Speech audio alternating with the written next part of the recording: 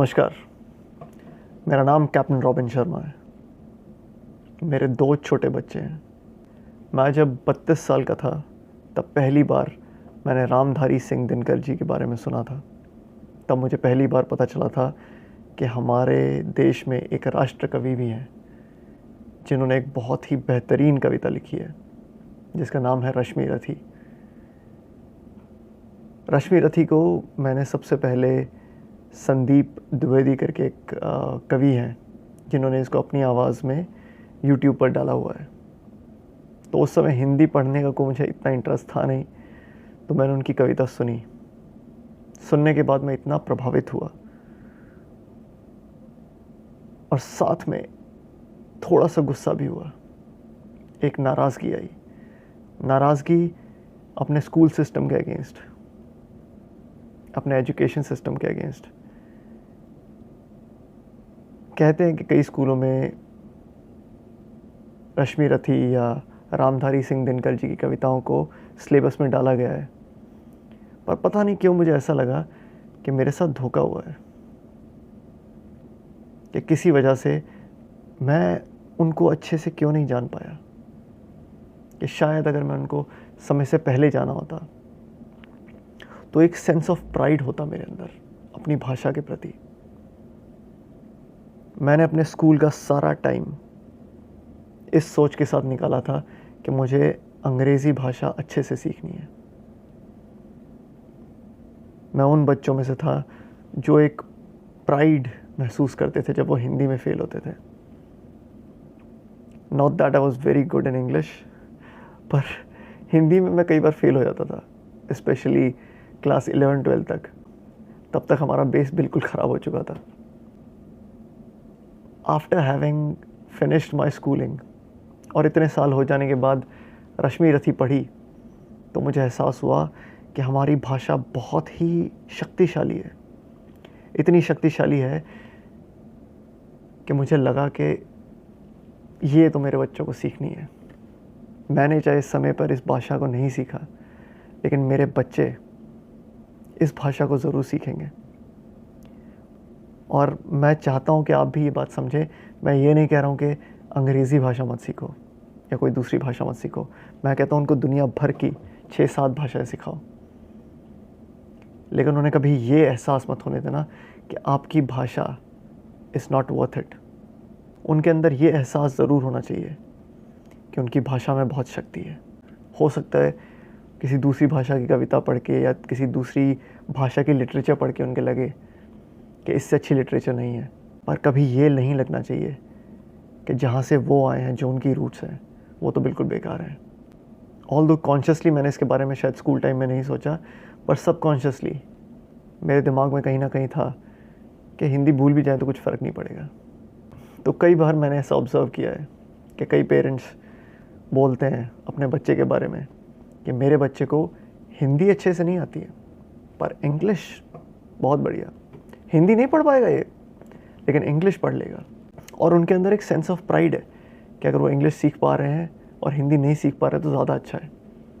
मेरा ये मानना है कि शॉर्ट टर्म में ये सोच ठीक हो सकती है, फ़ायदेमंद हो सकती है। मे बी लोग आपके बच्चे की अंग्रेज़ी देख के बहुत खुश होंगे और मानेंगे कि हाँ, ये बच्चा अच्छा है, पॉलिश्ड वंस। पर लॉन्ग टर्म में जब वो पूरी दुनिया का चक्कर काटेगा, तब कहीं ना कहीं उसे एहसास होगा कि वो जहाँ से आ रहा है कि वो इतनी शक्तिशाली जगह नहीं थी। तो उस समय वो इन्फीरियर महसूस करेगा, उसका मन उतना खुश नहीं हो पाएगा, उतना प्राइड महसूस नहीं कर पाएगा। और उसमें गलती उसकी नहीं है, उसमें गलती उसके माँ बाप की भी नहीं है, उसमें गलती सिस्टम की है। तो सिस्टम को बदला तो जा नहीं सकता है, आप सब जानते हैं अच्छे से, या बदला भी जाता है तो बहुत धीरे धीरे बदला जाता है। लेकिन एक डिसीजन तो मैंने लिया, मैंने फैसला लिया कि मैं इस सिस्टम का पार्ट नहीं बनूंगा, एटलीस्ट जब तक मैं कर पाऊंगा। तो मैंने अपने बच्चों को स्कूल नहीं भेजा, मैंने उनकी होम स्कूलिंग करनी शुरू की। और होम स्कूलिंग एक ऐसा कॉन्सेप्ट है जो इवन फॉरेन में बहुत नया है, इंडिया में तो बहुत ही रेयर केसेस होते हैं। तो लोग मुझसे पूछते थे, अरे स्कूल नहीं जाएगा तो कैसे सीखेगा, कैसे सीखेगा। और मेरा पर्सनल एक्सपीरियंस लाइफ में ऐसा रहा है कि स्कूल छोड़ने के बाद ही मैंने अपनी पढ़ाई शुरू की है। स्कूल छोड़ने के बाद, 12वीं पास करने के बाद मैंने अपने जीवन में ज़्यादा सीखा है। तो वो जितना भी मैंने 12वीं पास करने के बाद अगले 18 साल तक और सीखा, उसने मुझे कॉन्फिडेंस दिया कि कोई बात नहीं, स्कूल बिना जाए भी बच्चा बहुत कुछ सीख सकता है। जो स्कूल में पढ़ाते हैं वो कोई इतना बड़ा हुआ नहीं है जो मैं नहीं सिखा सकता। और भी बहुत सारे रीज़न्स थे जिसको मैं बाद में डिस्कस करूँगा, लेकिन इम्पॉर्टेंट ये था कि मैं चाहता था कि मेरे बच्चे तब पढ़ें जब वो पढ़ना चाहते हैं। उनको ये चीज़ समझ में आए कि पढ़ने में मज़ा है। वो इसलिए ना पढ़ें कि पढ़ना एक मजबूरी है क्योंकि स्कूल का टाइम आ गया है, सिलेबस आ गया है, एग्ज़ाम आने वाला है। मेरे बच्चे तब पढ़ेंगे जब उनका मन करेगा, वो तब सीखेंगे जब उनका मन करेगा, ताकि उनको ये एहसास हो कि पढ़ाई करना एक बोझ नहीं है, पढ़ाई करना सिर्फ एक मज़ा है। तो इस सोच के साथ और हिंदी के प्रति एक सेंस ऑफ प्राइड लाने के लिए मैंने उनको रामधारी सिंह दिनकर जी की कविताएं शुरू से सुनानी शुरू की। खुद मैं बोलता था, उनसे भी बुलवाता था, और वो एहसास उनमें दिखता था मुझे। और मैं आपके साथ वो वीडियो शेयर करूँगा कि कौन सी एज से मैंने उनके साथ शुरू कर दी थी। उनके साथ खेलते खेलते मैं बोलता था, ये देख पवन मुझ में लय है, या देख गगन मुझ में लय है, मुझ में विलीन झंकार सकल, मुझ में लय है संसार सकल, अमृत फूलता है मुझ में, संसार झूलता है मुझ में। विद्यांचल मेरा दीप्त भाल, भूमंडल वक्षस्थल विशाल, भूपरिधि बंद को घेरे हैं, मैं नाक मेरूपग मेरे हैं। दीप्ते जो ग्रह नक्षत्र निकर, सब है मेरे मुख के अंदर। जंजीर बढ़ाकर साध इन्हें, हाँ हाँ दुर्योधन बांध इन्हें। तो आई एम होपिंग कि आपको ये सुनकर अच्छा लगा होगा, इस लाइन को सुन के ऐसा लगा होगा, यार ये कौन सी भाषा है, ये तो अपनी भाषा है, लेकिन इसका कुछ समझ में नहीं आया, लेकिन मज़ा बहुत आया। ये मज़ा मैंने अपने बच्चों को दिया। फिर मुझे लगा कि मुझे एक स्टेप और आगे जाना है। मैं रामधारी सिंह दिनकर जी की बहुत सारी कविताओं को जितनी हो सकेगी उन सबको YouTube पर अपनी आवाज़ में रिकॉर्ड करके डालूँगा। इस दौरान मैं भी अच्छे से पढ़ूँगा, उसको प्रैक्टिस करूँगा, ताकि मेरे बच्चे सुने, वो भी इम्प्रेस हों। एंड मैं रिपीट करता हूँ कि मैं ये नहीं बोल रहा हूँ कि आप अंग्रेज़ी मत सीखिए। I have spent a lot of time learning English. I know it's a good language. I know it's a beautiful language. I travel around the world. I know it's a useful language. And I'm going to teach you how to easily teach English to your kids even without sending them to school. That is going to happen on this channel. This channel is going to be my experiment with my kids. तो कई बार लोग ये सवाल करते हैं कि तुझे डर नहीं लगता कहीं तो गलत हुआ, तो अपने बच्चों की लाइफ ख़राब कर दी तो मेरा जवाब सिर्फ इतना है कि जितना मैं उनसे प्यार करता हूँ उसके सामने ये डर कुछ भी नहीं है। My love overpowers every fear that one person may have. तो उसी के साथ मैं रश्मि रथी को पढ़ना शुरू करूँगा। और जस्ट पहला सर्ग शुरू होने से पहले मैं आपको बताऊंगा इस कविता की महानता के बारे में। ये कविता महाभारत की कहानी है। महाभारत एक ऐसी संपूर्ण कहानी जिसमें आपको सारे भाव मिलेंगे। महाभारत जैसे ये नाम लेते हैं तो लोगों को 2 कैरेक्टर या 3 कैरेक्टर ज़रूर याद आते हैं। महाभारत में एक अर्जुन था, महाभारत में एक द्रौपदी थी जिसने बदला लिया, महाभारत में भीष्म पितामह थे, महाभारत में श्री कृष्ण थे। पर महाभारत सिर्फ 4-5 कैरेक्टर्स की कहानी नहीं है। महाभारत का एक एक कैरेक्टर इतना शक्तिशाली है कि पूरी महाभारत उसके पर्सपेक्टिव से देखी जा सकती है, समझी जा सकती है। महाभारत कुंती के दर्द की कहानी है। महाभारत युधिष्ठिर के असमंजस की कहानी है। महाभारत शकुनी के अपनी बहन के लिए प्रेम की कहानी है। इतना प्रेम कि अपनी बहन का बदला लेने के लिए उसने अपनी बहन का ही घर उजाड़ दिया। महाभारत एक जुए की कहानी है। महाभारत भाइयों के प्रेम की कहानी है। महाभारत भाइयों के आपस में तनाव की कहानी है। महाभारत धृतराष्ट्र के महत्वाकांक्षा की कहानी है। महाभारत धृतराष्ट्र पर हुए ऐसे अन्याय की कहानी है जो सिर्फ उसे नजर आता था।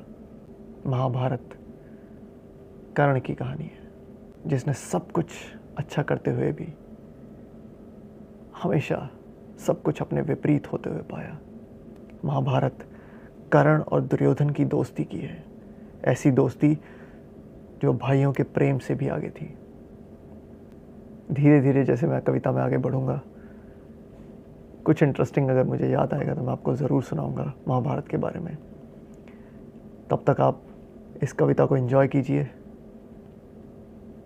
एंड आई होप आपको समझ में आया होगा कि ये कविता सबके लिए जानना ज़रूरी क्यों है। तो शुरू करते हैं। Thank you very much. जय हो जग में जले जहाँ भी नमन पुनीत अनल को, जिस नर में भी बसे हमारा नमन तेज को बल को। किसी वृंत पर खिले विपिन में पन नमस्य हैं फूल, सुधी खोजते नहीं गुणों का आदि शक्ति का मूल। ऊंच नीच का भेद न माने वही श्रेष्ठ ज्ञानी है, दया धर्म जिसमें हो सबसे वही पूज्य प्राणी है। क्षत्रिय वही भरी हो जिसमें निर्भयता की आग, सबसे श्रेष्ठ वही ब्राह्मण है हो जिसमें तप त्याग। तेजस्वी सम्मान खोजते नहीं गोत्र बतला के, पाते हैं जग में प्रशस्ति अपना कर्तव्य दिखला के। हीन मूल की ओर देख जग गलत कहे या ठीक, वीर खींच कर ही रहते हैं इतिहासों में लीक। जिसके पिता सूर्य थे माता कुंती सती कुमारी, उसका पलना हुआ धार में बहती हुई पिटारी। सूत वंश में पला चखा भी नहीं जननी का क्षीर, निकला कर्ण सभी युवकों में तब भी अद्भुत वीर। तन से समर शूर मन से भावुक स्वभाव से दानी, जाति गोत्र का नहीं शील का पौरुष का अभिमानी। ज्ञान ध्यान शास्त्रार्थ शास्त्र का कर सम्यक अभ्यास, अपने गुण का किया कर्ण ने आप स्वयं सुविकास। अलग नगर के कोलाहल से अलग पुरी पुरजन से, कठिन साधना में उद्योगी लगा हुआ तन मन से। निज समाधि में निरत सदा निज कर्मठता में चूर, वन्य कुसुम सा खिला कर्ण जग की आंखों से दूर। नहीं फूलते कुसुम मात्र राजाओं के उपवन में, अमितवार खिलते वे पुर से दूर कुंज कानन में। समझे कौन रहस्य प्रकृति का बड़ा अनोखा हाल, गुदड़ी में रखती चुन चुन कर बड़े कीमती लाल। जलद पटल में छिपा किंतु रवि कब तक रह सकता है, युग की अहवेलना शूरमा कब तक सह सकता है। पाकर समय एक दिन आखिर उठी जवानी जाग, फूट पड़ी सबके समक्ष पौरुष की पहली आग। रंग भूमि में अर्जुन था जब समा अनोखा बांधे, बड़ा भीड़ भीतर से सहसा कर्ण शरासन साधे। कहता हुआ तालियों से क्या रहा गर्व में फूल, अर्जुन तेरा स्वयश अभी क्षण में होता है धूल। तूने जो जो किया उसे मैं भी दिखला सकता हूँ, चाहे तो कुछ नई कलाएं भी सिखला सकता हूँ। आँख खोल कर देख कर्ण के हाथों का व्यापार, फूले सस्ता सुयश प्राप्त कर उस नर को धिक्कार। इस प्रकार कह लगा दिखाने कर्ण कलाएं रण की, सभा स्तब्ध रह गई रह आंख टंगी जन जन की। मंत्रमुग्ध सा मौन चतुर्दिक जन का पारावार, गूंज रही थी मात्र कर्ण के धनवा की टंकार। फिरा कर्ण तो साधु साधु कह उठे सकल नर नारी, राजवंश के नेताओं पर पड़ी विपद अति भारी। द्रोण भीष्म अर्जुन सब फीके सब हो रहे उदास, एक सुयोधन बड़ा बोलता हुआ वीर शाबाश। द्वंद्व युद्ध के लिए पार्थ को फिर उसने ललकारा, अर्जुन को चुप रहने का ही गुरु ने किया इशारा। कृपाचार्य ने कहा सुनो हे वीर युवक अनजान, भरत वंश अवतंस पांडु की अर्जुन है संतान। क्षत्रिय है यह राजपुत्र है यों ही नहीं लड़ेगा, जिस तिससे हाथापाई में कैसे कूद पड़ेगा। अर्जुन से लड़ना हो तो मत कहो सभा में मौन, नाम धाम कुछ कहो, बताओ कि तुम जाति हो कौन। जाति, हाय री जाति, कर्ण का हृदय शोभ से डोला। कुपित सूर्य की ओर देख वह वीर क्रोध से बोला, जाति जाति रटते जिनकी पूंजी केवल पाखंड, मैं क्या जानूं जाति, जाति है ये मेरे भुजदंड।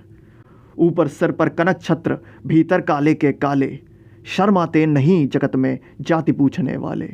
सूत पुत्र हूं मैं, लेकिन थे पिता पार्थ के कौन, साहस हो तो कहो ग्लानि में रह जाओ मत मौन।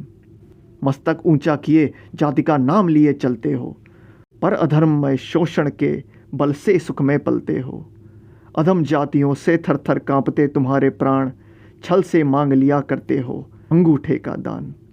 पूछो मेरी जाति शक्ति हो तो मेरे भुजबल से, रवि समान दीपित ललाट से और कवच कुंडल से। पढ़ो उसे जो झलक रहा है मुझ में तेज प्रकाश, मेरे रोम रोम में अंकित है मेरा इतिहास।